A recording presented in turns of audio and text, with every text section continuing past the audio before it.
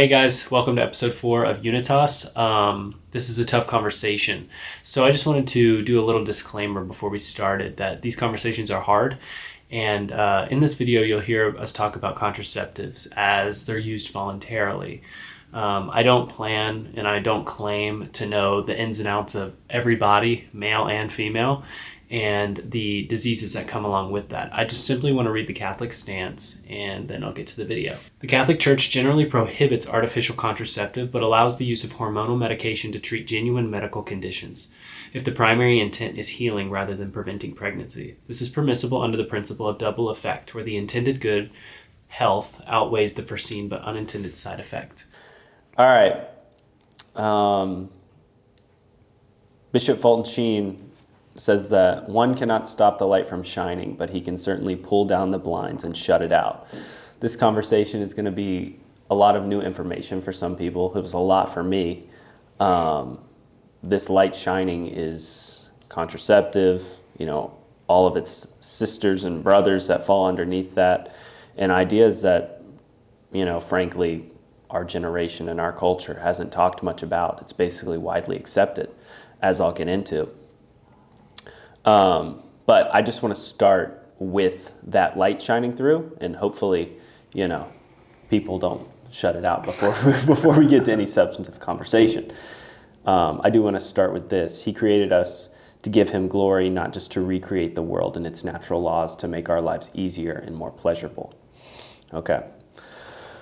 So contraceptive was legalized in the U.S. for married couples in 1965 via Supreme Court case, which recognized a constitutional right to privacy regarding birth control.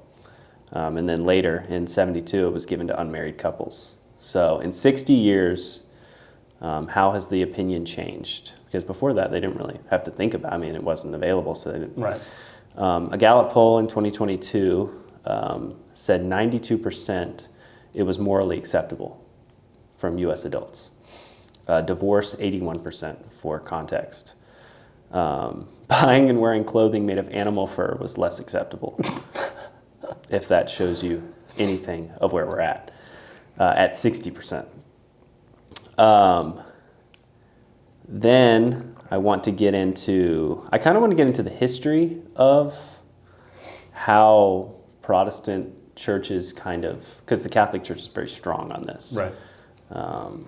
Via the Pope's response. But the Protestant churches, I have rarely met a Protestant that has any problem with birth control. Right.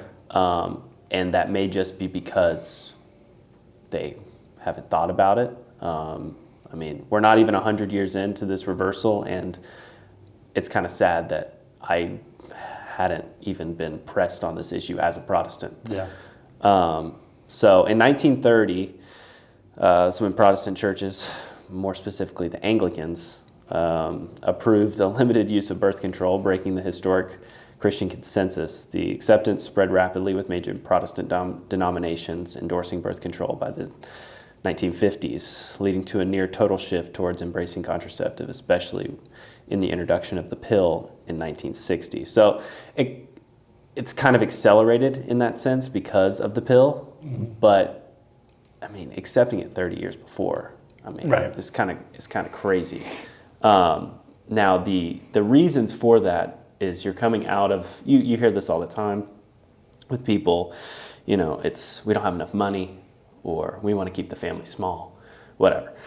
And as you're coming into the 1930s, you obviously have the Great Depression, where things are not so good. But the original, it being approved originally because of the heartaches of the Great Depression, has now stuck around for what I call the Great Convenience.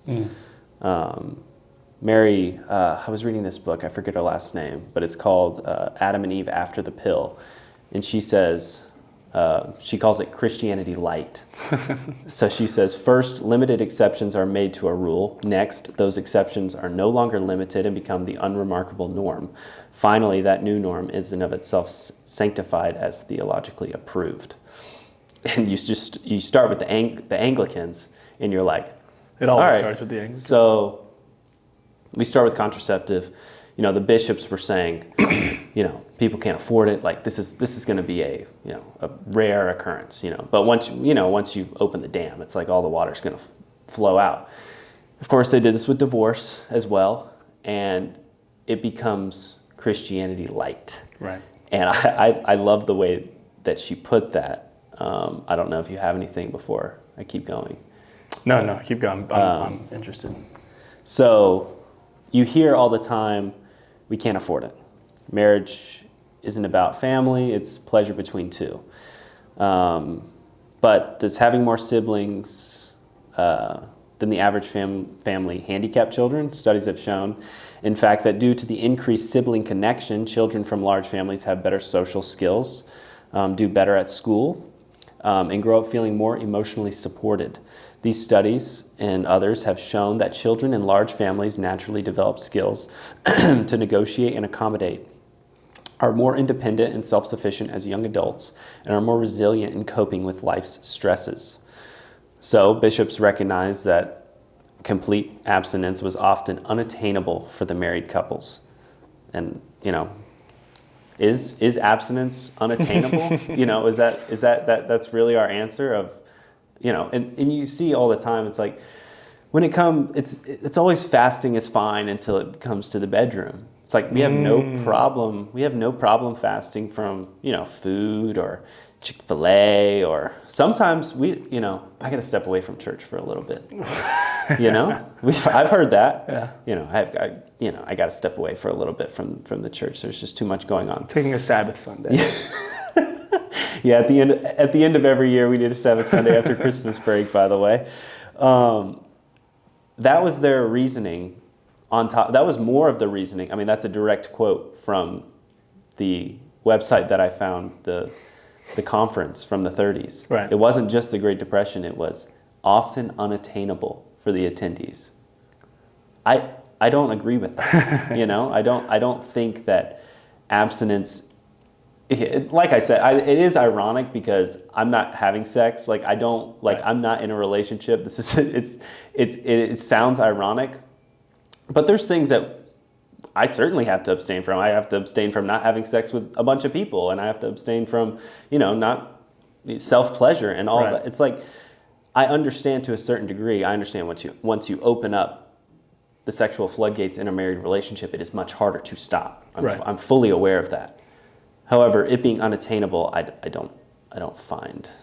Right. I think in relation to the Christianity light thing, and also that there's a deference there to a very fatalistic view of cultural change, which is once momentum starts moving in a certain direction, it is permissible to compromise a moral or an ethical maxim for the reasoning of, well, no one's going to listen if we say this.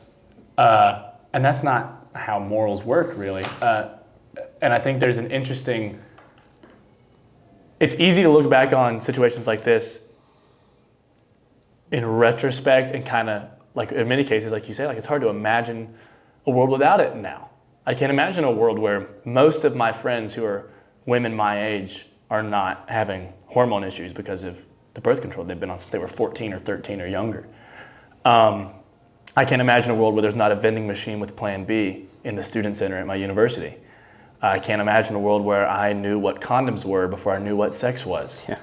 And so it's easy to look back at that and kind of misunderstand or fail to understand exactly what that looks like. But I think you see the same thing happening with something like artificial intelligence, where it's we're a little more in the midst of it, where you can look at something like AI and recognize that there are a multitude of detriments that it seems to carry for humanity in ways that it will likely, if not already, end up oppressive, disorienting, confusing, and ultimately destructive towards the humans that are using it. And one of the arguments you hear from these companies, even with ones with Christians behind them, is, well, if we tell people to just not use AI, they're not going to listen to us. I was listening to a conversation where a Catholic executive behind something called Magisterium AI was debating a guy named Mark Barnes about whether or not Catholics should use AI chatbots because of some of the ethical and ontological concerns there, especially in the context of like catechesis or explaining the faith or something like that. And Mark Barnes makes the argument that, especially in the case of sharing the faith, the thing that qualifies you to share the faith is that you are a witness. You have sensed it. And when you say things, there is an I behind the thing that's being said, such that you're responsible for the language that you're using. So when you talk to a chatbot, especially when a chatbot refers to itself as I, there's nothing behind it. There's nothing that is held responsible. Nothing has witnessed or sensed the truth that it's communicating to you, even if the information it provides you is objectively true. So if you were to go ask an AI chatbot, does God love me? And the AI chatbot says, yes, God loves you. By definition, in that conversation, no one has said that God loves you. Yeah. If the chatbot says, I believe that God loves you, no one believes that God loves you, is what that means. And so there's all sorts of reasons why this should set off red flags for a Christian, especially for a Catholic. Yeah. But you have this argument of like, well, everyone's already doing it. And that is essentially, you know, he does so in a much more humble, he's not snarky about it, but this executives from the AI company, his argument basically boils down to Catholics are already using AI. If we tell them not to, they won't listen. Yeah. So we should probably just give them the Catholic version of AI. That creates now a standard where the church defers to the direction of the world for no other reason than a fatalistic analysis of cultural trends. Right. Which is, well, it seems like this is what's going to happen, so we might as well just get on board. Yeah. But that is to disregard the role that the church has played in relation to the pagan world for the last 2,000 years. And it's a very, you essentially neuter the church in that case. Join along. Yeah. Yeah. And you can make the argument that that's exactly what you see in the Protestant Reformation. It's the assumption that, well, this is the direction that authority is going. This is the direction that epistemology is going, that literary theory is going, that politics are going. So we just need to give them the Catholic version. That didn't work. The Catholic version of modernity didn't work out very well.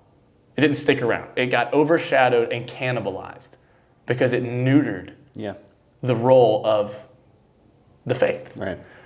And you run that same risk whenever you look at something like a cultural trend. And I think it's probably indicative of the role that sex plays in cultural conversations, because you could name just about any issue common in the West today, and there is a sexual dynamic to it in one way or the other, or it is adjacent to a sexual dynamic. And in the same way that the risk that something like AI runs is sort of detaching the act of conversing, the act of witness from personhood and simulating consequence, simulating the telos of the act, the purpose of the act, to no real end, such that I feel as if I have done the act, when in reality I have not. I have not seen the consequences of the act.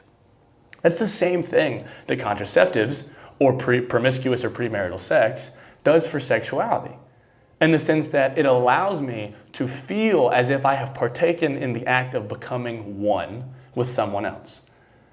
It's simulated unity. It's simulated like intimacy of the highest order. We talked in the last episode about how well Christian sexuality maps on analogously to the human relationship to the divine.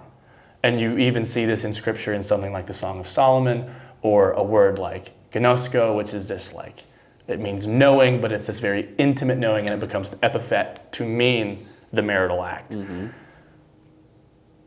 For most of human history, the vast majority, the categories for sexuality was the marital act which leads to reproduction and rape. That was it. Or you could also categorize masturbation in it. Productive, exploitative. That's the paradigm. no matter how much I want to detract or clean up or present a Catholic or Christian version to any of those. The Catholic version or the Christian version of exploitation is still exploitative. Right. The Christian version of compromise is still compromise. And then we wonder why so many sexual issues emerge when we have now generations that have been trained on an understanding of sexuality that completely cuts them off from the purpose of an action. And an action so emotionally and neurologically charged as sexuality, when we talk about taking action as a means of belonging to the world, first of all, we make a mistake when we reduce sexuality to a matter of like sensation. Yeah. For most people, and especially in the context of something like American sexual education, if you can call it that, which arguably you can't because it's effectively worthless. Sexuality gets reduced effectively to like the same sort of necessity as eating, but it feels awesome. And you need someone else to do it. And it becomes this thing that, one, I'm owed. I am owed this sort of release and this experience.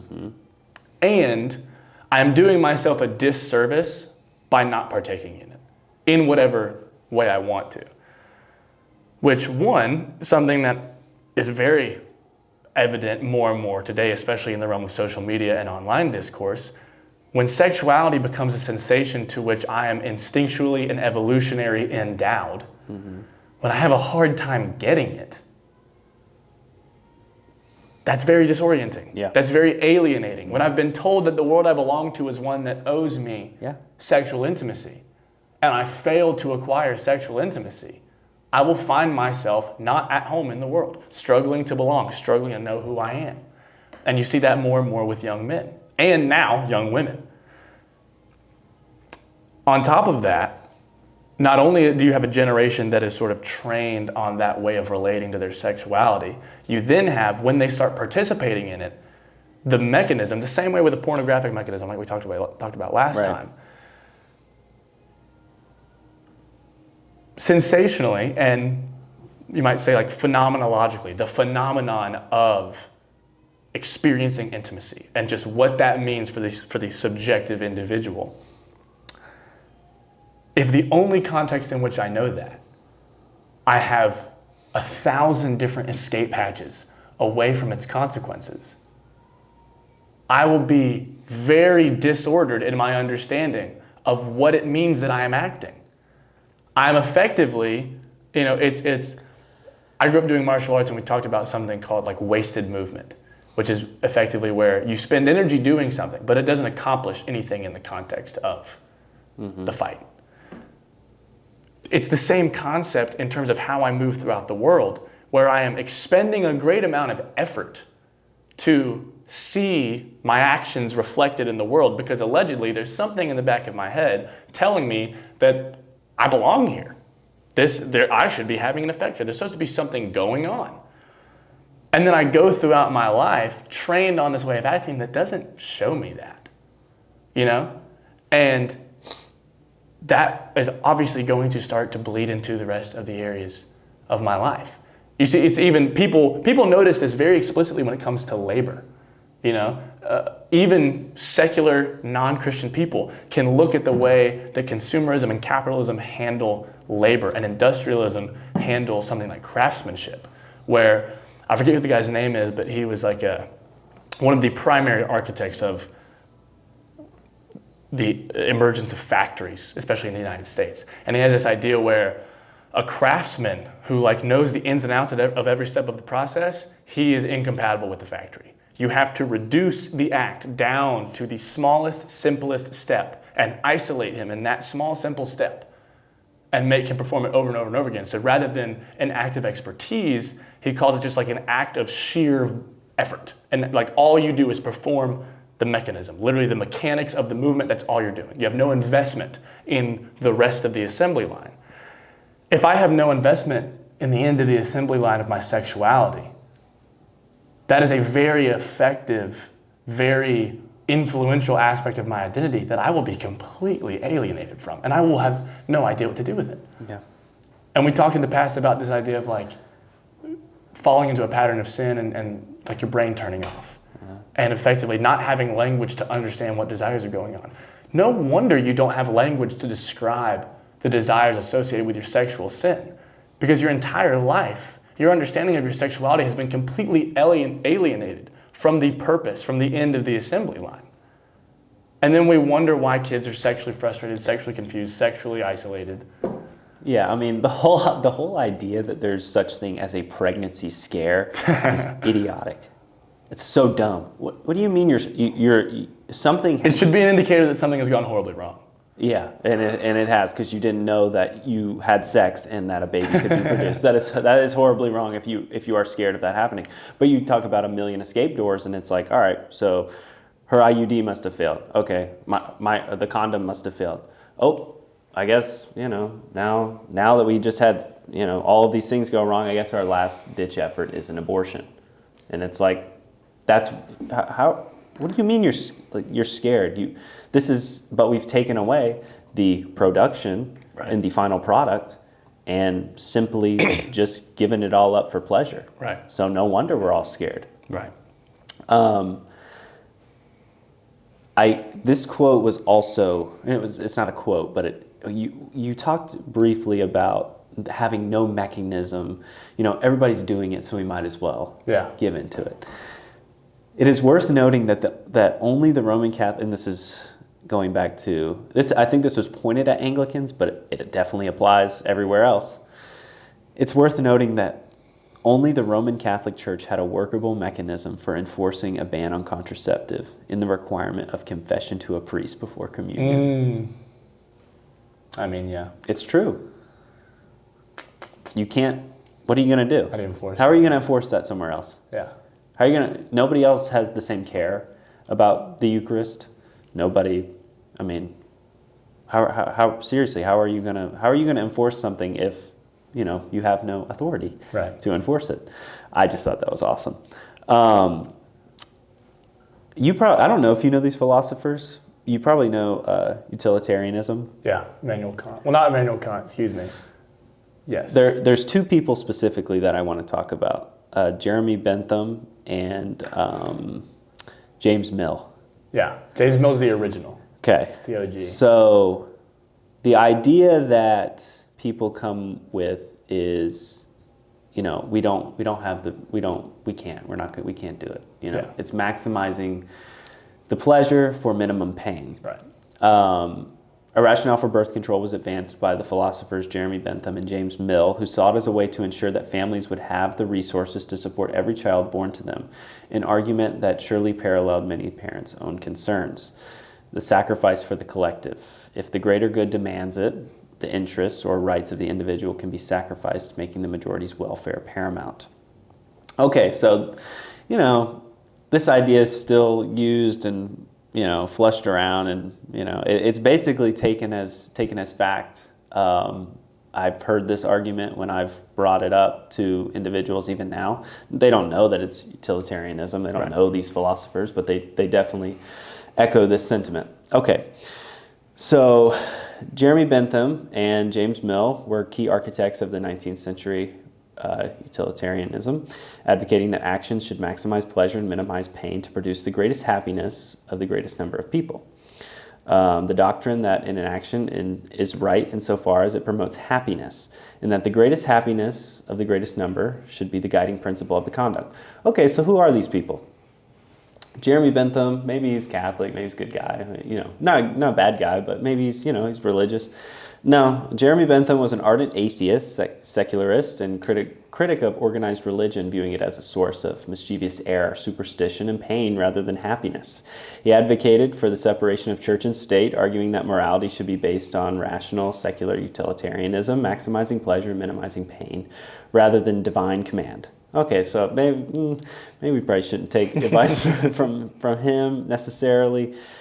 James Mill, a Scottish philosopher, historian, and leading British utilitarian who, after training as Presbyterian minister, became a staunch atheist, skeptic, and critic of organized religion as well.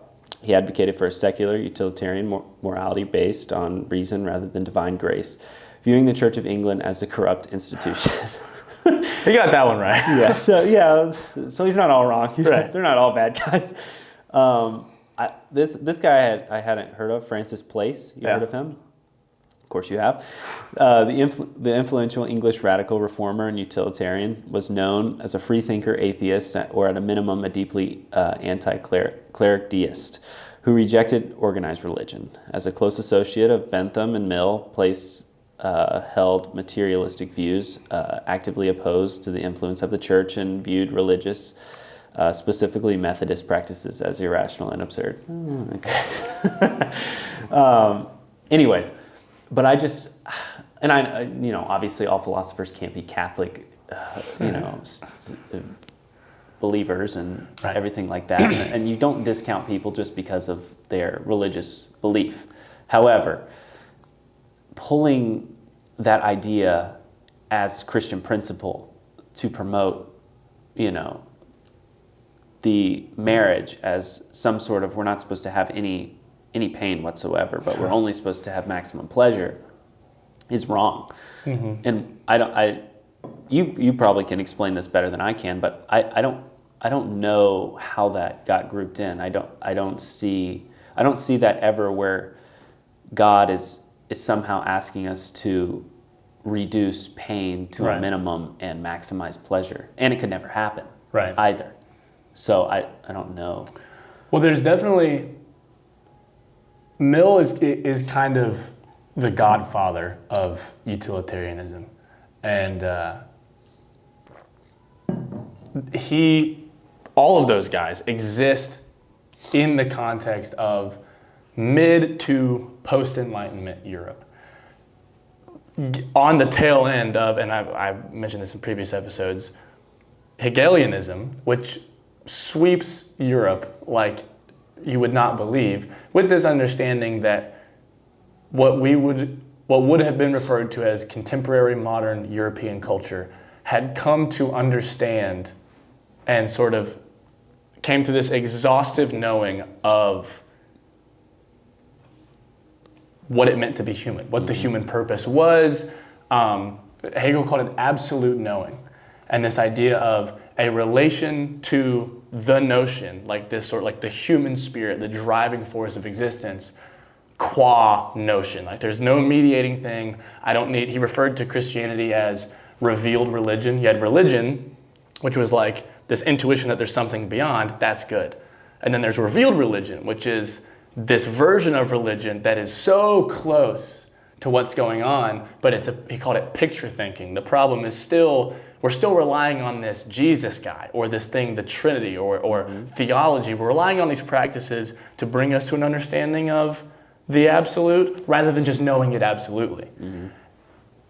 He then makes this movement, sort of presumptively, into absolute knowing, saying European society had progressed beyond revealed religion, beyond picture thinking, via reason and via the Enlightenment into that absolute knowing. And this is what I've referenced in the past. Kierkegaard is railing against when he opens Fear and Trembling, saying everyone these days seems to be going beyond faith. And it would seem odd to ask them how they got there, since it's just such a natural assumption that they're going beyond it.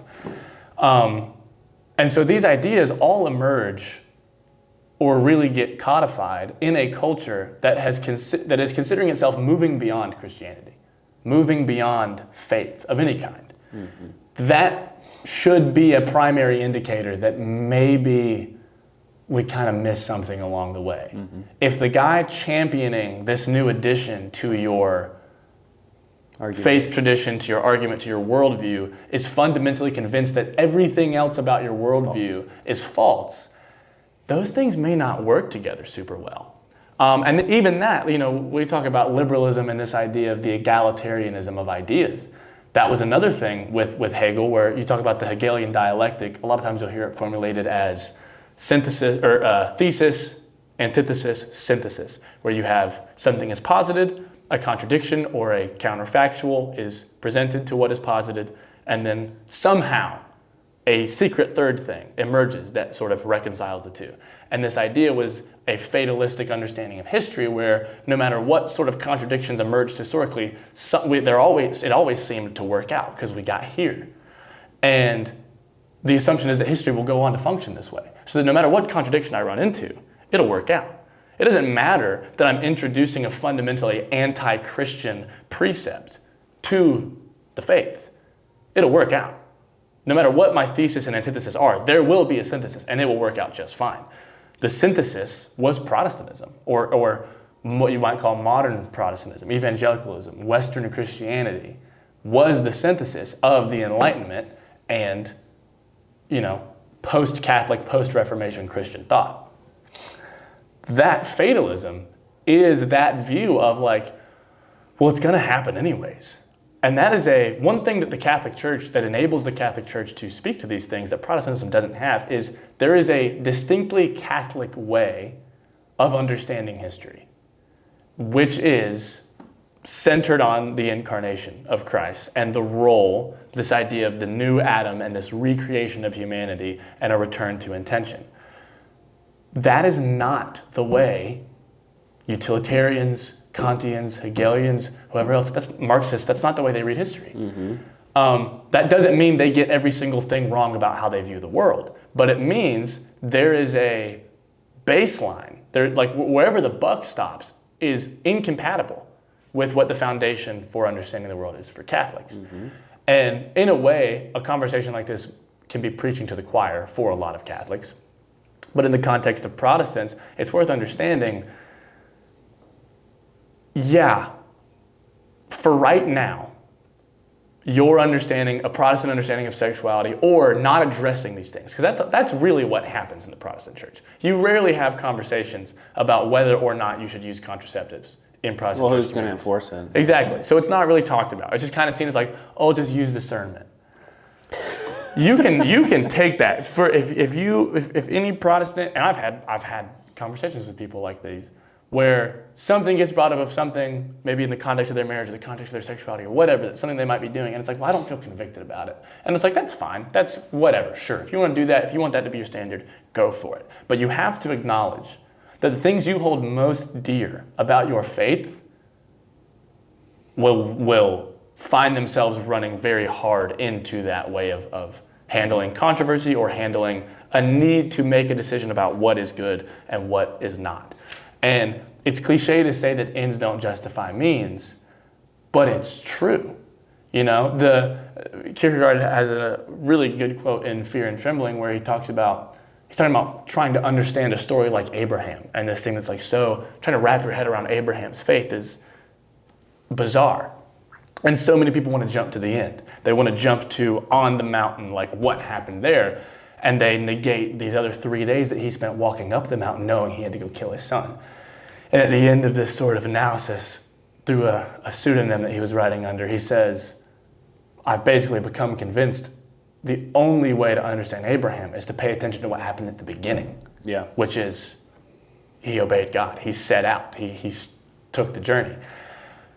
That's because Christians have to operate under the assumption that the way we start is the fruit of it. It is the substance of it. It doesn't matter what good I might end up at. Good ends, good results are not preferable in and of themselves in a vacuum.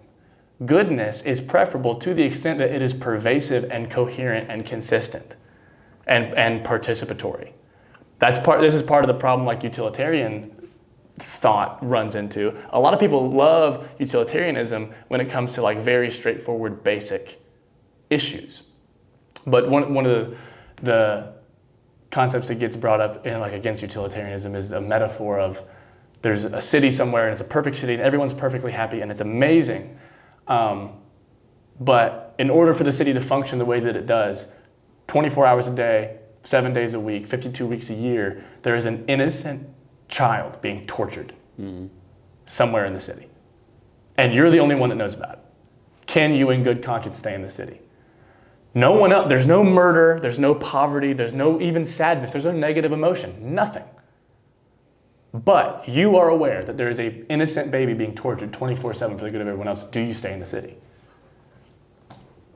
I would hope, instinctually, most people would say no. Some people have arguments or ways around it, whatever. But that's just one example. Right. Ends justifying means runs out very quickly when you realize that the ends of an act are an isolated piece of the act that only exists in a moment. Oftentimes, the means by which you carry out an act take up more time and are a more formative process than the ends. So if your ends are not coherent and in alignment with the means in their goodness, you can very quickly find yourself in a situation where you are justifying great atrocities for the sake of momentary, short-lived benefits. Well, it's like what we were talking about with AI. Oh, yes, exactly. All of these things, in any of those cases, whether it's technology, labor and economics and money, sexuality, any of those things, politics, war, whatever, when you isolate free agents from responsibility for the actions that they are taking, if we live in a world that exists at the behest of our consequence, we will find ourselves struggling to belong to that world. That, more and more to me, that becomes such a glaringly obvious axiom that the world seems to operate on. And the more and more people that I talk to that are disoriented or confused or are struggling with their identity, it boils down to they have not been shown a way to act and live in the world that demonstrates they belong there. Mm-hmm. And so when you talk about the escape hatches, and it's like, oh well, like a pregnancy scare. When someone says, oh well, yeah, like it caught me by surprise. I had sex, and now suddenly she's pregnant. Pregnancy. Who would have thought? I don't know, bro. There's a very common, and it's the result of sort of estranging the act from its telos, where the presumption is, I should be able to participate in sexual intimacy just for the sake of pleasure. Like, duh. And that's also a utilitarian thing where it's like, okay, raising a child results in a relative degree of suffering. Right. It would be better if I could just get the pleasure without running the risk of introducing any sort of suffering or difficulty. Mm-hmm. For a Christian, to understand sexuality, especially if I understand sexuality as this analogous act that tells me and shows me something, one, it deepens my experience of what it means to be human in a very unique way. And it deepens my understanding of what my relationship to things outside of myself are. Because when we were talking about seduction last week, there's some very unique lessons about the other and what it means to relate to something that is not me, something that's different than me, that only get learned through sexuality and through sexual intimacy and through the building of a family. If sexuality does occupy this place of such an bizarre intensification of the transcendent experience, and I think transcendent is an apt word there because it's like it literally requires that my affections and my awareness and my intuitions go beyond myself. They extend into the agency and identity of another person, and they have a consequence for that other person that affects who that person becomes. Right.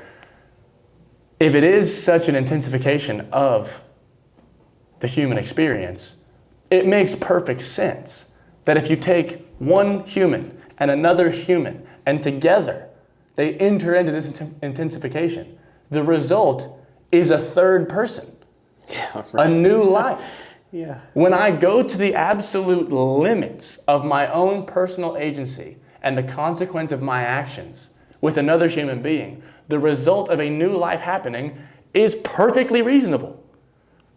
But because as soon as I am able to introduce a circumstance in which it's not about the consequences of my actions, it's not about my belonging to the world and affecting the place that the world is becoming, the person that the other is becoming, and the person that I'm becoming, as soon as I can extrapolate action from consequence, And as soon as I can extrapolate the power to do something from the responsibility of seeing it through, that's completely done away with. There's no need for the telos. There's no need for me to have a coherent vision for what it means to steward the consequences of my actions. When Christians are under the impression, or at least we ought to be under the impression, the entire point is to steward the consequences of my actions, to take responsibility for what I decide to do with my freedom. That's why when God, in the garden, when God gives Adam and Eve the imperative, subdue and cultivate the earth, do something with it. But what you do with it will be traced back to you. That's a lot of pressure. But my options are, do the thing I was made to do in the place that I was made to do it, and do it in every aspect of my life. Yeah. Do it with my job. Do it with my relationships. Do it with my sexuality. Or don't do it at all and be an alien in the world. And there's C.S. Lewis has a quote where he talks about, like, this is the only world you were made for. You won't find another one. And it makes me think of, like, when you think of dealing with that from a secular perspective, it makes perfect sense why someone like Albert Camus would come to the conclusion that suicide is the only meaningful philosophical question. Yeah. And you know, he says in The Myth of Sisyphus, this idea that it's like any other argument you have about philosophy, it's fun, but you have to have already posited this affirmation of living. But I'm not convinced of that affirmation of living, so that's all I want to talk about. I want to talk about whether or not I ought to kill myself. Right. That is the result of being an alien in the world and knowing that, one, feeling as if the only world that you will ever find yourself in is not fit for you, or you not fit for it. All of that, in my opinion, perfectly tracks when you can look at almost every aspect of human life, public and private, relational and personal, when we are isolated and estranged and alienated from the world around us, such that I do not even feel at home in my own body, in my own marriage, in my own community, et cetera, however big of a scope you want to go. Yeah, so that idea plus the utilitarian idea of, maximizing pleasure. Somehow the sexual revolution was supposed to empower women, It doesn't, it may give them more agency, but it doesn't empower them, certainly. Current statistics on the number of single mothers living in poverty contradicts the belief that women's lives would improve substantially with the advent of artificial birth control. From 1960 to 2000, the proportion of children in single parent families headed by females more than tripled in Europe and North America. And many studies have shown that coming from single parent family plays a major role in persistence of poverty, even though more women are in the workforce than ever before. Government statistics show that poverty rates among women are increasing. And when you talk about, love is willing the good of another, it kind of takes a lot to come on here, and I don't need any praise, by the way, but come on here and talk about an opposing view to contraceptive. Right. Because willing the good of another is talking about things that people aren't really talking about and we're just accepting. Right. And these statistics are really bad for women. Yeah. Really bad. And the one thing, the biggest thing that you lose with birth control and the pill is that women are now objects more than ever. Oh, yeah. They're what used to be a problem is no longer a problem. Pregnancy was a big problem for 20 centuries. If you were going to a woman, there was always the opportunity that there was going to be some sort of consequence for the man. Right. Now, there's nothing. There's nothing. The woman is just degraded, and there's no not incentive. What's the opposite of incentive? The problem. There's no problem for the man coming from doing horrible things to women. These statistics are really, really bad. A 2004 review found that hormonal birth control users experience higher levels of anxiety compared to non-users. Similarly, a 2018 study revealed that people using hormonal IUD had increased rates of anxiety Combined pills, which contain synthetic version of estrogen, and progestin, only mini pills, are generally linked with higher rates of depression and anxiety compared to other methods. A 2023 study found that pill users may face up to 130% increased risk of depression, especially during the first 2 years of use. Researchers used this data to estimate that 2.2% of people started using hormonal birth control are prescribed antidepressants within a year, compared to 1.7% of people not using hormonal contraceptives. People with hormonal IUDs were found to be 1.4 times more likely to be prescribed antidepressants from those not using hormonal birth control, with the risk being higher for users aged 15 to 19. More power to women, but they may never experience it, as overall data indicates that female fetuses are aborted more than male fetuses, primarily driven by sex-selective practices in certain religions where the son's preference is higher. You know, that's very interesting, because you start to think about that and you realize, like, you read throughout history, like all the kings and stuff like that wanted heirs. Right. You realize how many women would have never been. Oh, yeah. And that you think about all these women leaders that came from these terrible, what seemingly from the king's perspective is terrible to have a woman, right. come from his sperm bank. Right. And if this was accessible for the extent of humanity, how many women would have never had the opportunity to make a name for themselves? It's also worth noting, birth control is not necessarily, obviously in all sorts of the chemical forms that it takes, yes, new relatively. The intuition behind birth control is not new. Mm-hmm. And the ancient world did have a very effective form of it, and it was called exposure.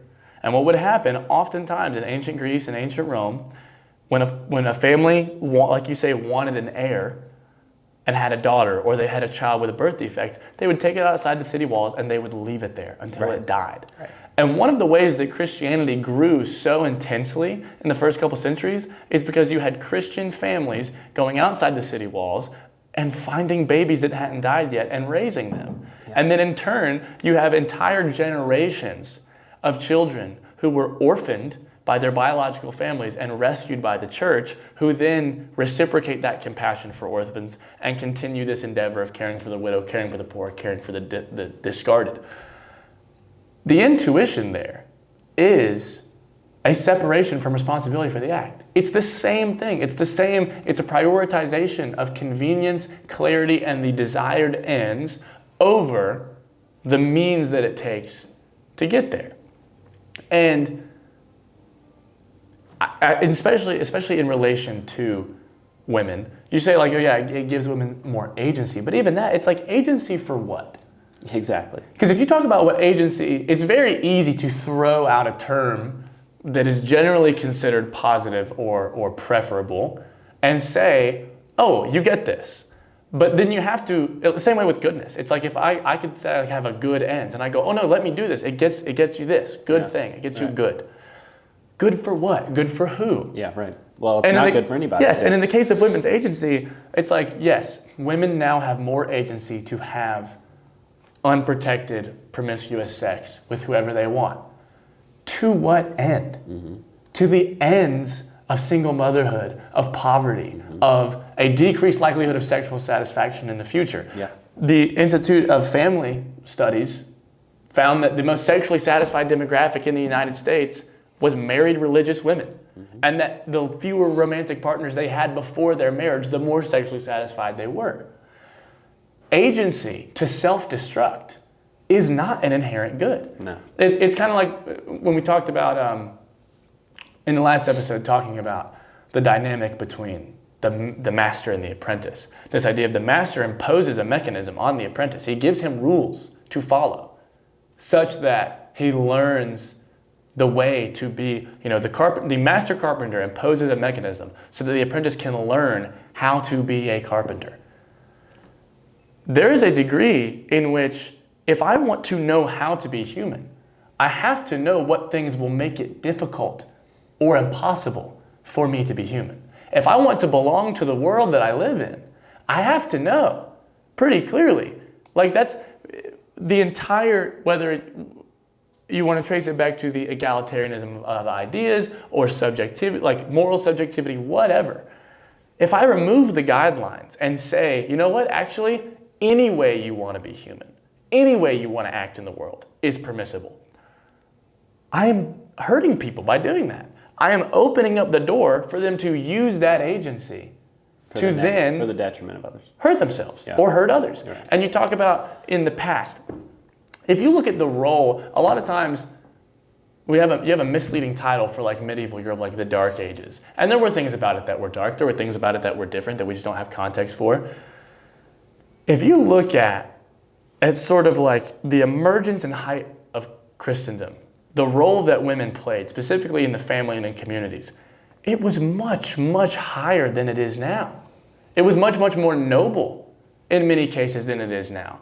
A buddy of mine was recently telling me about a lot of research that's been done into the way that minority communities of women, like racial minorities, are overly sexualized, and why it's easier to do so because they don't have the means to sort of, the way a woman's material means enables her to, or incentivizes her to behave a certain way sexually.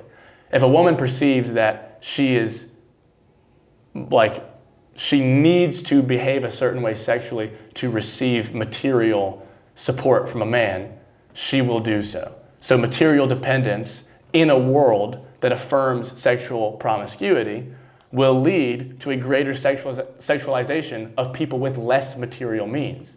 So the more material means an individual is born into, the less likely they are to feel the need to sexualize themselves in that way. Which means upper class, white women born into relatively upper class communities are less likely to find themselves in a position where they feel as if they have no alternative other than to sexualize themselves. Right. And so you want to talk about having a high view of women or having a high view of people other than yourself or marginalized communities. It is no service to black women or Hispanic women or any racial minority population of women that they live in a culture where the greatest commodity that is attributed to them is their body for the use of sexual pleasure by men. Yeah.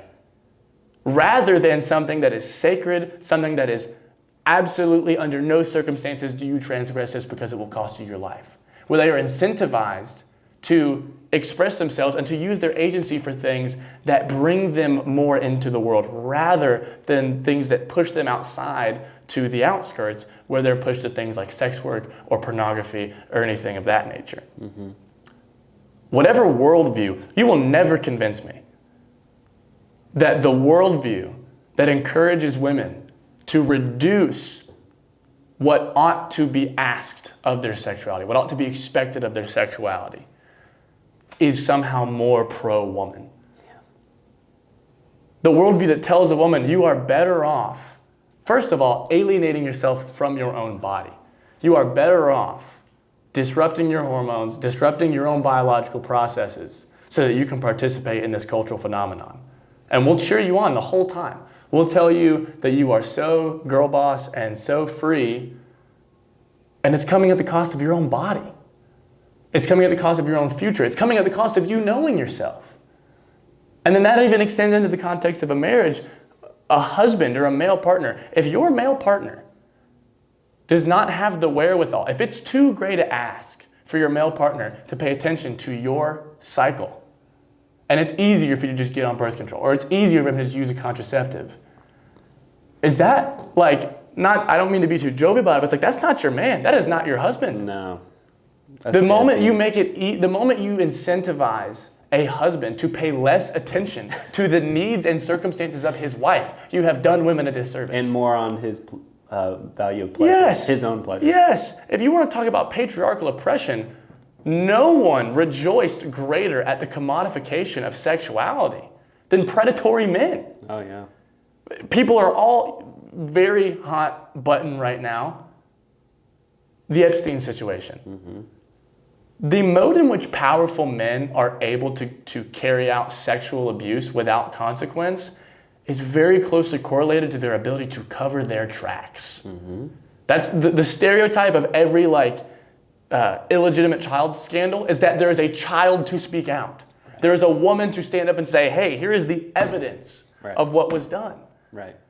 You've thrown it all away. Yes, but the moment I extrapolate the weighty, overwhelmingly consequential nature of the purpose of this action, and I turn it into a throwaway act, I turn it into something that I can essentially completely check out from. And I make it a matter of instinct. I make it animalistic.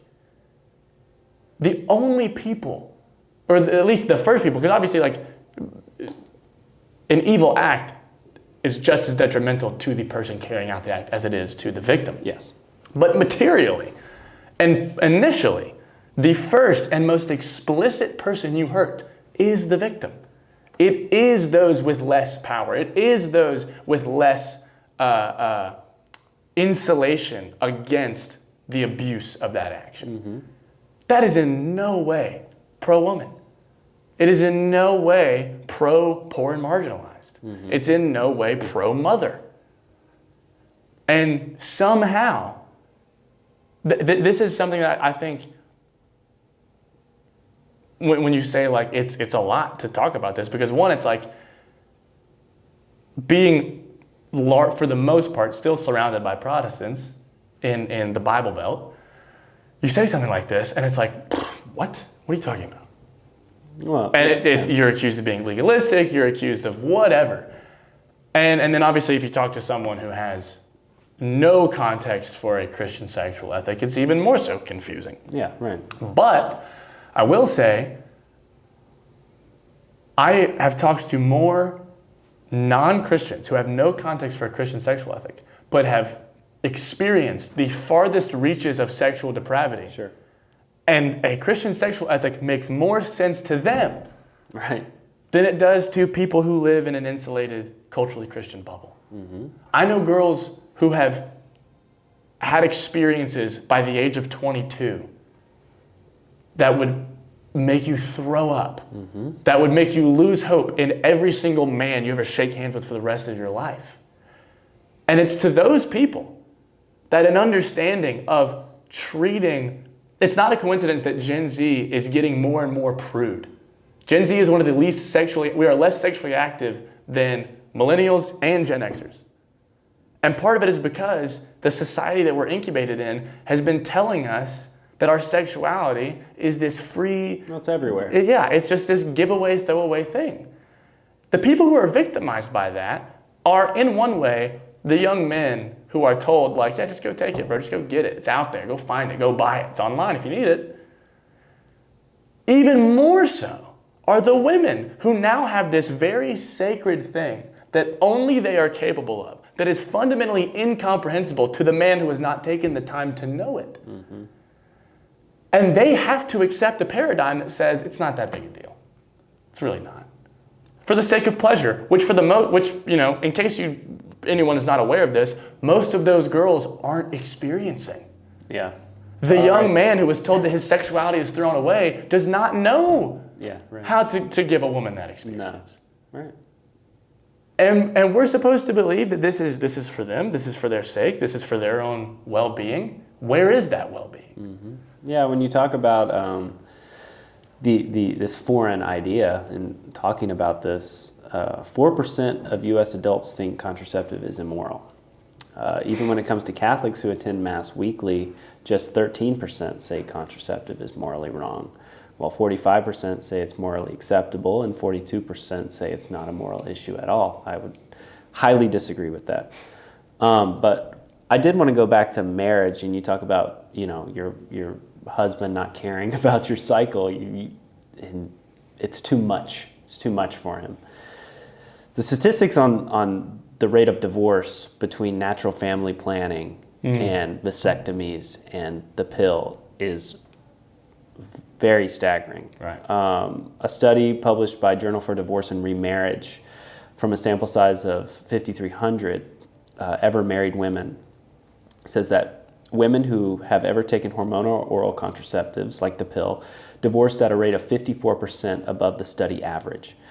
Women with tubal litigations divorced at a rate of 78% above average. When the husband had a vasectomy, married couples were more than twice as likely to divorce. Wow.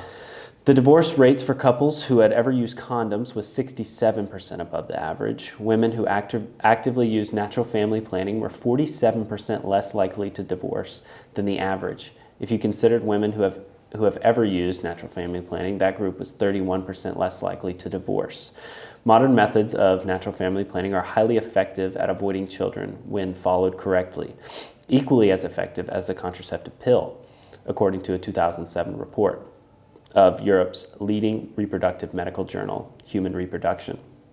And they're easier to use than ever due to modern developments such as a small handheld device that detects changes in temperature, urine, and saliva to help determine times of fertility.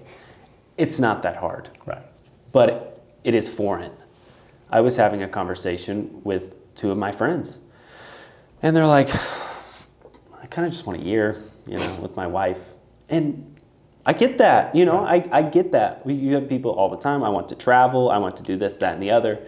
I don't really want a kid. I'm like, I understand you don't want a kid, and I was talking to you about this earlier. You have the audacity to, well, not the audacity, you have the faith to trust in God in every single avenue of your life, your job, your school. And I was talking to one of our friends today. I said, you trust God that you are in college, that he is going to give you a job because you went to college. Mm-hmm. Why isn't that applied to your bedroom? Mm. You don't trust God enough to when you enact in the sexual action of sex, right, that if it is not right and ready for you, he's wrong if he gives you one. Right. That's what you're saying. Right. And I disagree with that. But I also think it is just a foreign idea, that one that I had never thought about. I'd never had to think about this. You talk about our Protestant church. Who's going to enforce it? Nobody's going to enforce it. And it's a discernment issue. Right. It's so ridiculous, but it is. And for 20 centuries, it was not a discernment issue. It was a non-negotiable. Right. And I have 6 quotes here of church fathers saying, absolutely not. Yeah. We're not doing that. Right. But it's to no fault of the Protestant, because they are not taught any history, anything. No. Who is Clement? I don't know. Who are the church fathers? I don't know. Who are these people? Why? There was this video that popped up, and she was like, well, why would I care what some guy said, in 300 AD? They don't know. Why? Yeah. Why? Yeah. Good question. Good question. Why should you care? All you've ever been taught is Pastor Bob's opinion is much more important than anything you could ever get in history. Right. I don't blame the Protestant for any of that. I don't blame my friends for saying that they want a year. But you have to get granular with it and say, is God ever late? Is God ever wrong? Is this a lack of trust in God? You're putting yourself in a position as God, right, rather than saying what you do and what you go to every Sunday. You're saying that you trust God in every avenue, right, except this one. Yeah. It also, even more so in the aspect of intimacy, that feeling of like, I just want a year or two with my wife, just me and her. We want to travel. We want to First of all, completely anecdotal. My sister and her husband have been married for a couple years now. Mm-hmm. I think they've probably traveled more with their now 7-month-old baby in the past 7 months than they did in the year and a half before. Like, that baby has been to more countries than I have now. Right. And it's like, it's difficult, but it's not impossible. You make do. Yeah, you make do. And you say you want a year with your wife. Would you not want that year with your child? Well, it's also, who says you have a year? Yeah, who says you have a year? But again, you're telling me the result of you and that woman becoming one flesh would spoil the year? Yeah. Who are you marrying? Yeah. Who are you marrying that to suddenly see their eyes with your smile would spoil it? Do you love that woman? Do you want a year with your wife, or do you want a year of consequence-free sex? And it doesn't just apply to men, because women say that too. that as well, yes. But it's like, if it is the case that the fruit of your marriage, and Paul says like, it's really better. It's better if you get married if you have to. Right. There is this Protestant assumption that it's like, I am promised marriage. I am promised. It's a medal. Yes. It is a medal. And we put it on such a pedestal. And what's crazy is the only people in Protestant circles who are really talking about that are Protestant Christians living with same-sex attraction. They're the ones in Protestant churches going, hey guys, why are we acting like I'm a better Christian if I have a wife? Because that's not the case. And it's the same reason Protestants are so taken aback by the idea of priests being celibate, because they can't imagine a world where I am not promised free pleasure for myself in the context of a marriage. Marriage, even within Protestantism, and this is going to sound very critical of Protestantism, and that might be okay. Frankly. Protestantism's understanding of marriage, because of how it views sexuality, because of how it views abstinence, is effectively a difficult, like the idea of wooing a woman, being deemed worthy to marry her, and then going through the process to do so. It's like, well, that's just how you earn getting to have sex.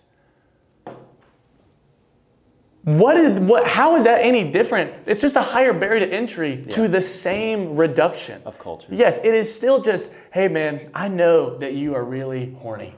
I know that you're a guy and you have needs and all those good things. But we can't have you running around doing it whenever, so we're just going to make it really hard for you to do it. So then when you finally do it, you can have all the sex you want. No, that is not how that works. That is not how Christians have historically viewed marriage. That's not a high view of marriage. That's not a high view of women. That's not a high view of your own sexuality. You see all the time, one of the absolute worst tendencies that I have seen happen time and time again of, now it's happening to guys my age. When I was younger, I watched it happen to guys my brother's age, of young men who are still addicted to pornography because there's still no alternative for a higher concrete view of their sexuality, and they're offered marriage as a solution. And they think, oh, if I can just have sex with my wife whenever I want to. Yeah. You want a year with your wife. What if your wife struggles with depression?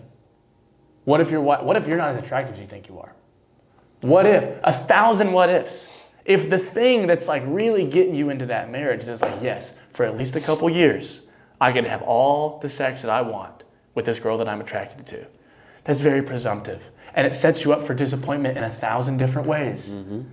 And if you go into marriage betting, if sexual satisfaction at the outset is what makes your marriage, if it's true that married religious women are the most sexually satisfied demographic, the best sex they're having is after they've had kids, not before. Mm.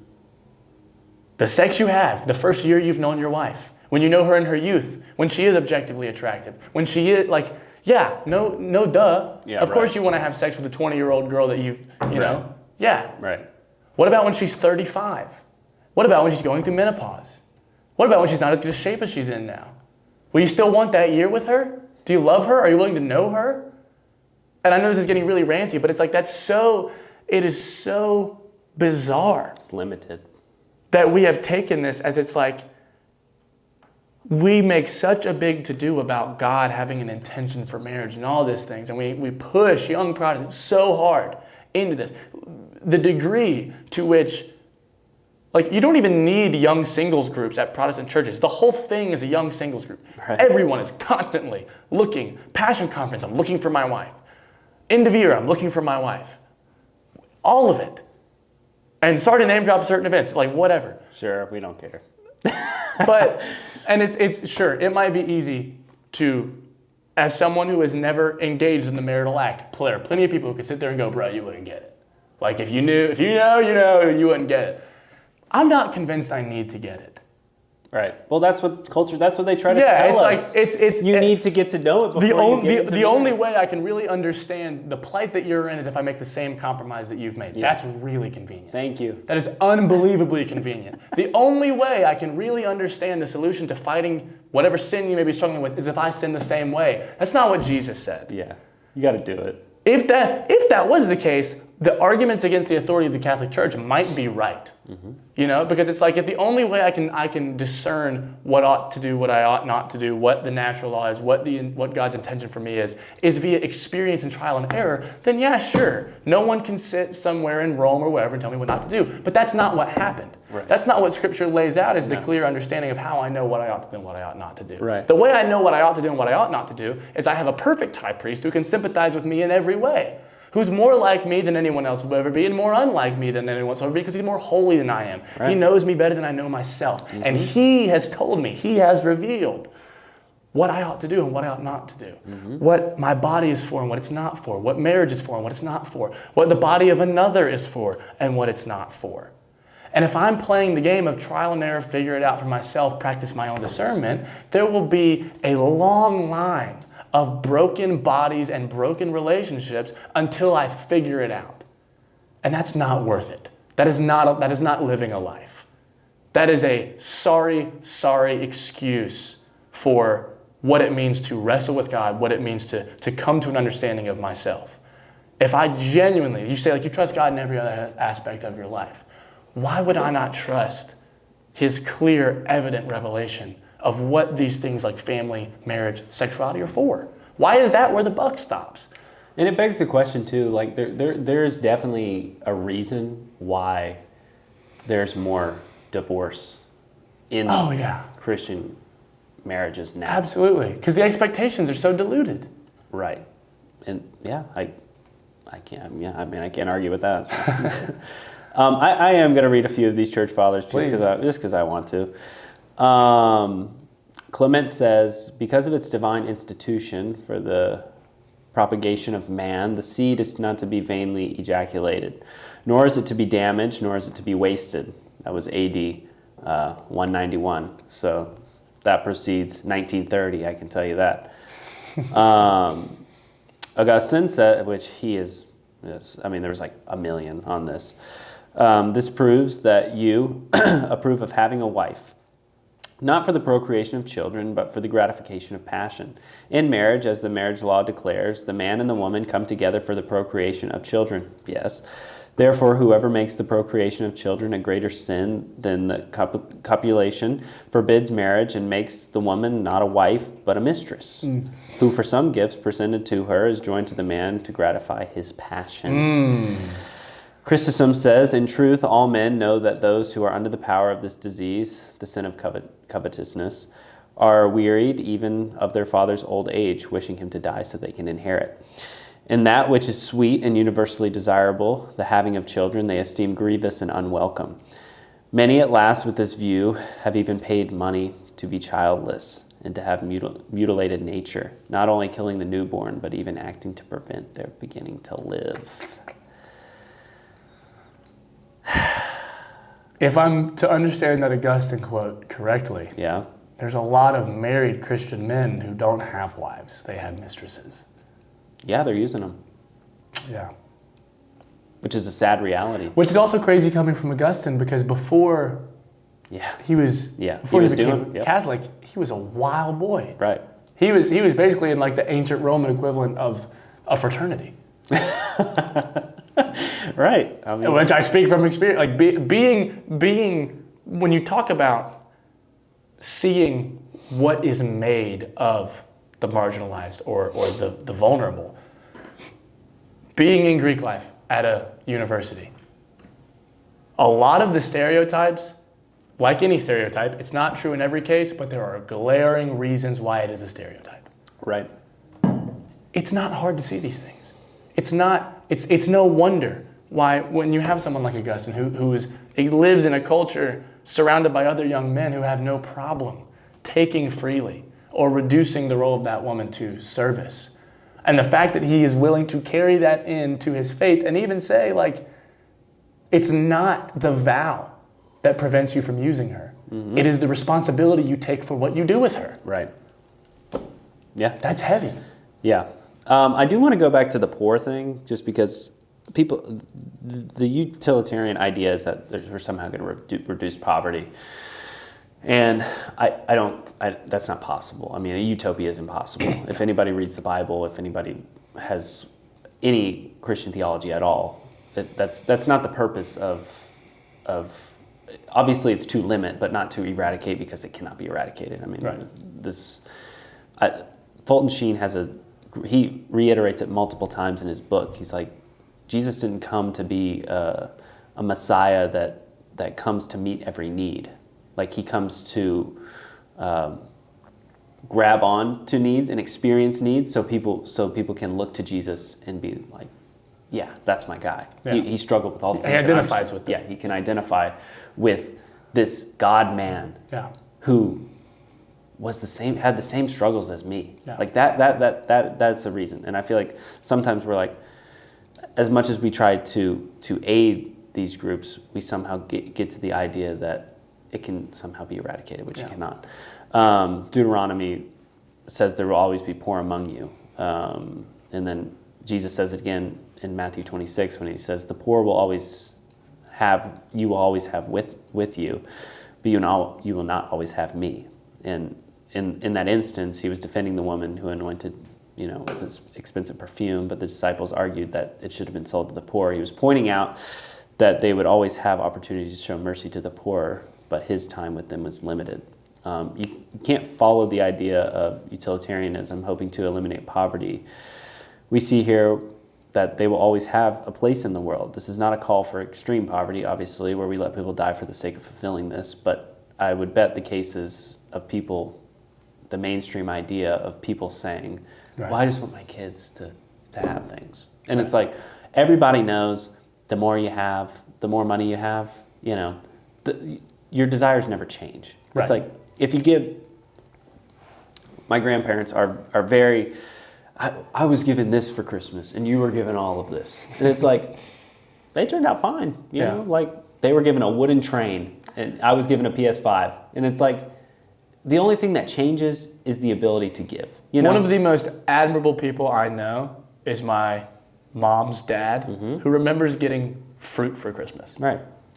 That's like my dad. My dad always, he's like, Santa really comes to you guys well. I'm like, all right, Dad, I understand. Yeah. My dad's a great guy. So, like, even part of being a parent, and this goes back to separating responsibility from the act of bringing a kid into the world. Any expectation, and this is something I recently heard Bishop Barron talk about this, but the idea that like this odd assumption that somehow I ought to be able to bring another life into the world without difficulty. Impossible. What? Impossible. Where did that come from? I made a comment the other day about, in front of my dad, I said something about being able to afford things. And I was very privileged in how I grew up. We weren't rich by any means, but when there was something that I wanted, whether it was martial arts or basketball or whatever, or dance for my sister, all these things, my parents sacrificed a lot to make sure that we got those opportunities. And my dad made the comment the other day, he was like, son, I have never been able to afford anything I gave you. That concept of affording, of the idea that it's like, yes, somehow I will provide this life for this child and it won't cost me anything. You don't love that kid. The same thing goes to... There's no sacrifice. Yeah, there's no sacrifice. Oh, I want a year with my wife. What will it cost you? Yeah. Oh, I want a family. I want to give my child a better life. What will it cost you? You won't be able to afford it. So, Kierkegaard has a good example when he talks about the knight of faith. He gives this example of the guy that walks down the street and he runs into a man looking at an empty lot. And he says, oh, I want to build this building, but I don't know where I'm going to get the money or the materials. And the knight of faith just goes, I'll find them for you. Well, yeah, we can do that. And he goes on his way. And he goes on his way expecting the whole time there's going to be a pot roast on the table when he gets home for dinner. And he gets there and it's not there. And he goes, oh, it's fine. We'll find something to eat. Yeah. And like there is an assurance. When I know that I belong where I am, scarcity or lack of opportunity is a far less intimidating factor than it is when my belonging is in question. But when I can confidently act and live in such a way that I know the place that I'm at was made for me. This world was made for me. These people, and I for them, and I for this place. I belong here. Yeah. My existence my environment and my existence are not counterintuitive to one another. Mm-hmm. And so and this goes even more so when you're talking about the other, because it's like, we think about the verse where it says, the Lord prepares a table for me in the presence of my enemies.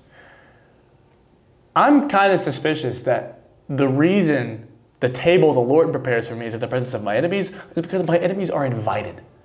Even the people who are threatening me are a part of the world that I was made for, because they were made for it too. They belong there too. So if the world that I'm trying to move and act and live in does not include the other, it does not include the person that I am to know, the person that I am to be intimate with, it doesn't include the consequences of those actions, the person that will come about, and the sacrifices that will be asked of me, then it's not the world I was made for. If I'm trying to live in a world without sacrifice or consequence, I'm trying to live in a world that has not yet been made. Yeah. And I will remain an alien. Yeah. Well, yeah, God is not utilitarian. You can't tell me one place where he says maximize pleasure and minimize pain. And there's this joke. He kind of did the opposite. Right, exactly. Well, that's exactly my point. It's like, all right, so Jesus tells us to carry our cross. And there's the video online where there are multiple videos where these guys are carrying the cross, but there's wheels at the bottom. Yeah. That's hilarious. Yeah. Jesus tells us to carry our cross. He doesn't ask for wheels to be on the bottom. He says you're going to get a few splinters. Right. You know what I'm saying? Like it's not this idea of minimizing pain. There's a quote, I think it's from Saint Teresa. It's like, how beautiful is it that I get eternity with bliss and no pain, and I get this time in my life to experience pain. Yeah. And we don't look at it like that. Yeah. It's the complete opposite. We try to minimize, especially in the West. I'm not doing that. That's going to cost me something. Well, let me just tell you, God came down to earth and it cost him a lot. Yeah. God became a man and it cost him everything. So I would presume that every part of your life, including your bedroom, is going to cost you something. Okay, sorry. Maybe. God is so good, he supplies more, but suffering is not to be avoided. Imagine if Jesus were to maximize pleasure, not sure you'd have your Savior today. Oh, I wanted to talk about, but does contraceptive reduce abortion? No. Right. There's no way. Right, but that's what they said. They said it would. Okay. There was just 8 years separating the legalization of contraceptive and abortion in the USA. 7 years in Britain, 8 in France. Ireland held out longer, 35 years. I suspect this is a record, but perhaps has something to do with the fact that Irish women could abort their babies in Great Britain. The point is that once contraceptive is legalized, it is an anti-life inner character begins to do its work. The writing is on the wall. Of course, for many countries, liberalized contraceptive and abortion comes as a package under the euphemism of reproductive health rights. In 1973, the year abortion was legalized in the U.S., statistics were first gathered. There were approximately 600,015 abortions performed. That annual number then increased substantially, reaching 1.4 million in 1990. Why is that? With easier access to contraceptives, shouldn't there be fewer unplanned pregnancies and therefore fewer abortions? In accepting contraceptive, mankind becomes forgetful that his role is the transmission of human life in one's partnership with God. The number of men and women who, from their teen years, became sexually active outside marriage increased dramatically from the early 1960s, going back to the start of the sexual revolution. Pregnancy became seen as something under the control because of the availability of contraceptives. And there was a subtle shift in how children were viewed, not so much as gifts from God, but rather inconveniences, or conversely, trophies. Nowadays, if an unplanned pregnancy occurs when contraceptives are not used correctly or not used at all, the first reaction to the problem, to many, is to terminate the problem. But contraceptive fools us into thinking that we are in charge of the whole process of generating human life. This, in turn, leads to the perception that since we alone created a child, we can alone decide its fate. When we shall and shall not exercise this power, it gives the impression that we are gatekeepers of human life. And I was talking a little bit earlier about our resemblance of God. And it's very unique that God gave us the ability to create life and to create in general. And this even goes back to the episode last week where we were talking about, Christians creating. And it's not just as an umbrella of being a Christian, but what it means to be a human being is to create. And this sacred practice of two people coming to, because it's not just one. When you talk about creative principles, intrinsic to somebody's being, that is one person. Right. But you're bringing another person into this equation. And then like you pointed out earlier, a third one is to come. And I just think we get so lost in the fact that we can create human life. Like, how crazy is that? Women talk about all the time, like, especially the ultra feminists, it's like, we have one thing that men can never have, and it's like to create life. And it's like, yeah, you're right. I don't know how we got to this point of life becoming a problem. Yeah. Even that statement alone, like this idea of like, we have one thing men can never have, and you hate it. You hate it. Yeah. You poison it, and you go to great lengths to minimize it and to avoid it at all costs, rather than treating it as a pearl of great price, rather than treating it as something that is to be treasured and stewarded with the utmost care. Right. That is the absurdity of the postmodern disconnect between agency and responsibility, between power and responsibility, is I cherish the ability to do something, but I scorn the responsibility to do it well, to do it correctly, or to do it at all. Yeah. There's a phenomenon called the Peltzman effect, and it suggests that when the perceived risks of an activity decrease, people often increase the risk-taking to maintain a desired level of risk, effectively neutralizing this expected benefit of safety measures. The point, of course, is that contraceptive seems to have made sex less risky for a pregnancy, and so people engage in sex with persons whom they have no intention of raising children.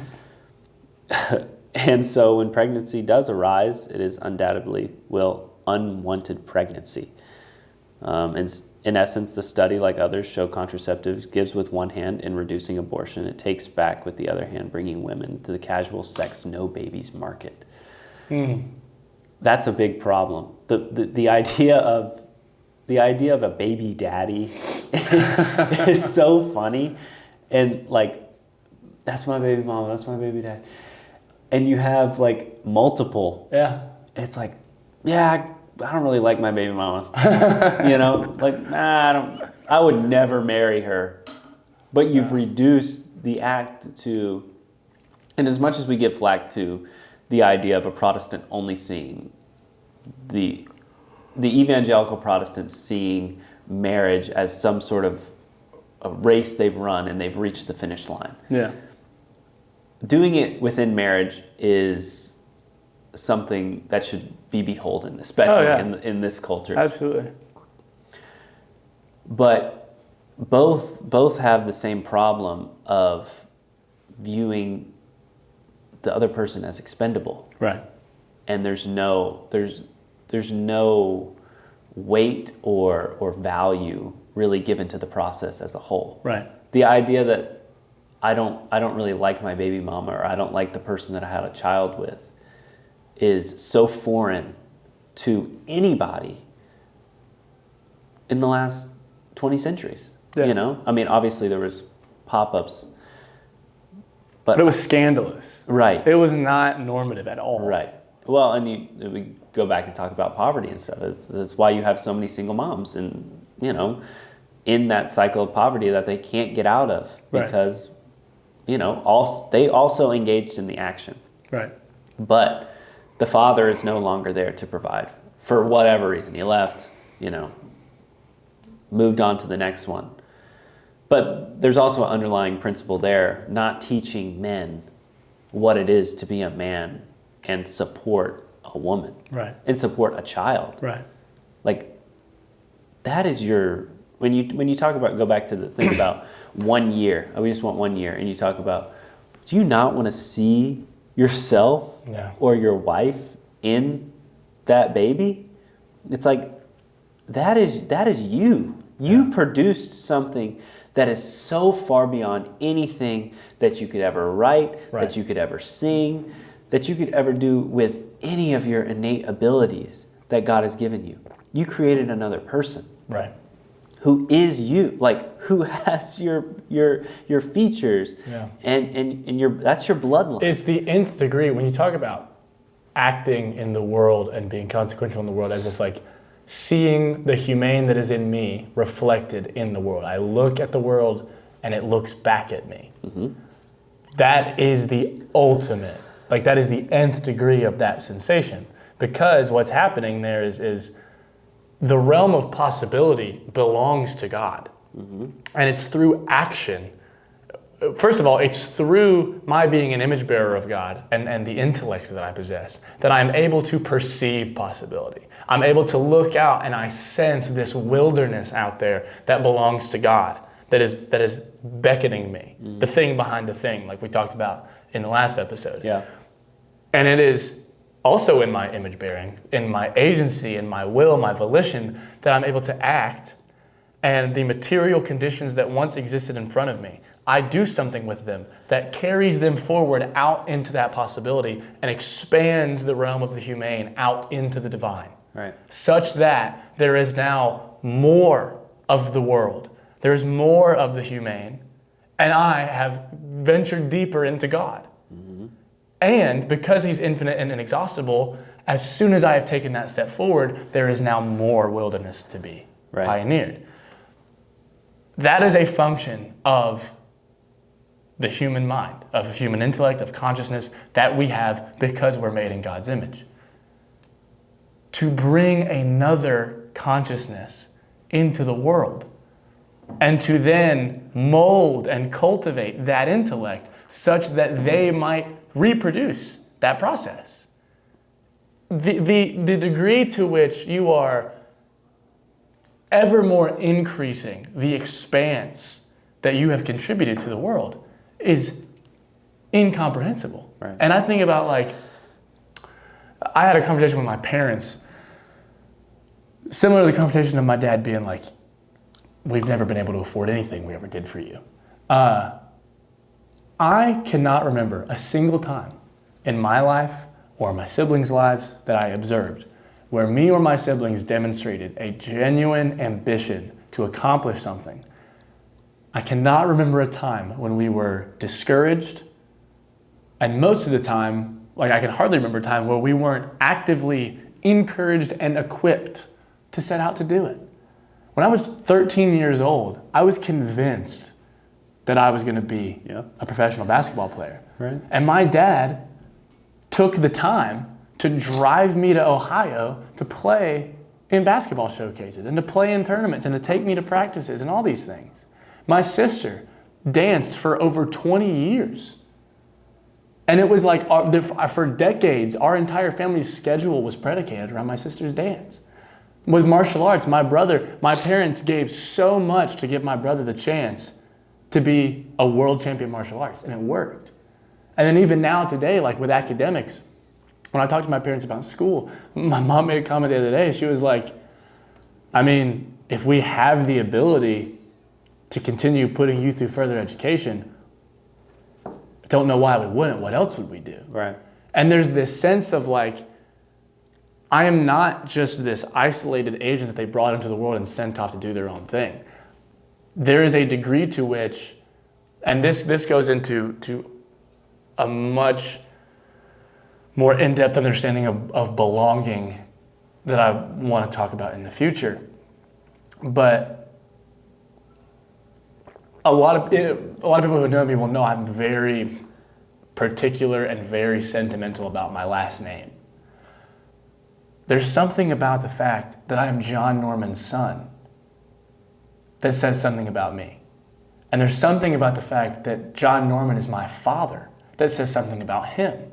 Because the degree to which I go out and act and belong to the world and make the world look like Christ and expand this realm of the humane, that reflects on him.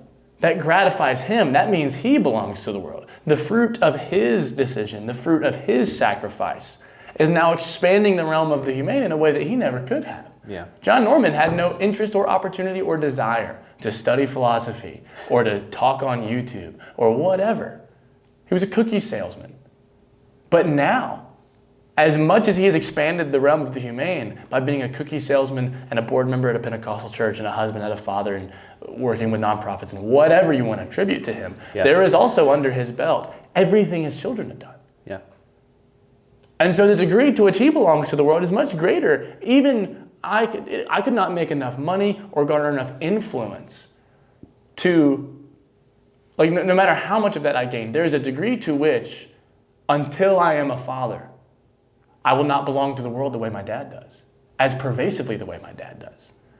Because there's a degree to which his action has expanded that realm of the humane that I can't recreate without doing that. Yeah. Yeah, I think I want to finish with this. And, I say that, but we could go on another thing. The ultimate reason to respect every human life, no matter how small or compromised it might be, is that every human life is stamped with the image of God. However, only the pure in heart can see this because only they can see God. Blessed are the pure in heart, they shall see God. Matthew 5:8. Approximately 1 in 4 women are expected to have an abortion by age 45. That doesn't happen when you recognize that this stamp of God is upon your offspring. Yeah. That doesn't happen when the stamp of God is seen in the eyes of the person you're engaging in intercourse with. Blessed are the pure in heart, for they shall see God. As much as we talk about the detriments of all of these things occurring, it's because they're not seeing God. Right. I was talking earlier about this whole issue, and it's like my desire is not to have this episode and someone from legislation see this in the government and go, that's right, we should ban IUDs immediately. And then you ban IUDs with no culture to follow what the ban actually entails. Yeah. It's the same thing with the abortion ban. I would love an abortion ban. I'm sorry, but not everybody can understand an abortion ban. Yeah. There's certain things. It's the idea that just because you ban it doesn't mean it's going to happen. Your benevolence will feel like tyranny when you don't do the work to shepherd the people that you're ruling. Right. And I'm not against an abortion ban. I'm saying no change is made better than when a culture shift happens. And a culture shift happens in these conversations with these statistics, with the humility to say, wow, I didn't know any of this a year ago. I had no idea about this. There's so many people watching this as well saying, wow, I had no idea. That's a great way to look at it. And it's not changed overnight. But 1 in 4 women don't have an abortion by age 45 because they're seeing God. Right. And it's the job of those who are seeing God to convey and to offer hope in some, and there's no end to, as much as women who've had abortions say they feel no remorse, the statistics are overwhelming that there's a sort of depression after an abortion. Oh, yeah. And with that liberty of being able to have an abortion comes at a great price.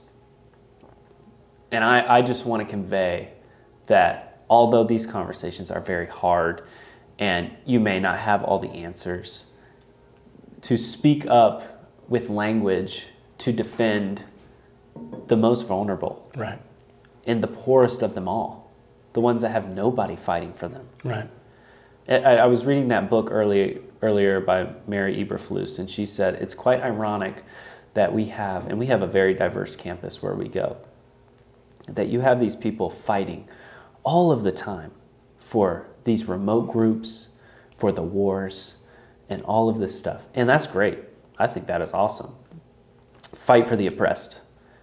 However, it's very ironic when it comes to the womb and the most vulnerable. Right. There's not a peep.